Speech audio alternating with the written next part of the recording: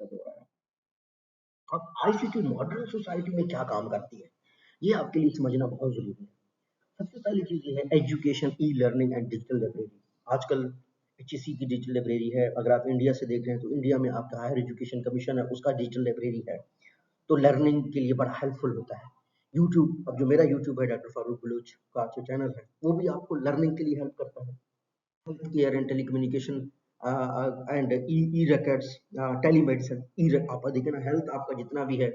आप रिसेंटली जब कोविड आया था तो लोगों को समझ आ गई थी कि अच्छा हेल्थ केयर में कितना ज़्यादा हम जो है ना लोगों को सर्टिफिकेट इशू करते हैं कि उन्हें वैक्सीन लगवाया। तो हेल्थ केयर जो है ना, अब जितने हॉस्पिटल्स हैं उसका इन्वेंट्री मैनेज होता है कि किस बीमारी की कब क्या दवाई चाहिए। तो हर जगह ये सारा इंटरनेट से ही चल रहा है, इंटरनेट कम्युनिकेशन टेक्नोलॉजी से चल रहा है।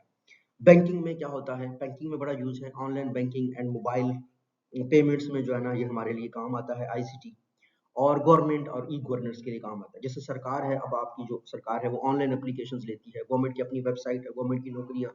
तो गवर्नमेंट सोशो इकोनॉमिक डाटा इकट्ठा करती है, लोगों को समझने की कोशिश करती है, कंपनीज का टैक्स ऑनलाइन होता है, फेडरल ब्यूरो ऑफ टैक्स जो है ना टैक्स रिसीव करता है। तो ये सारी जो चीज़ें हैं ये क्या है, आईसीटी की गिर्द घूमती है। तो इस वजह से हमारे लिए ये आईसीटी का सब्जेक्ट है, इसकी जो 45-45 लेक्चर हैं वो आपके लिए समझना इंतहाई ज़रूरी है। अगर आप नहीं समझते तो आप अपने साथ ज्यादती कर रहे हैं।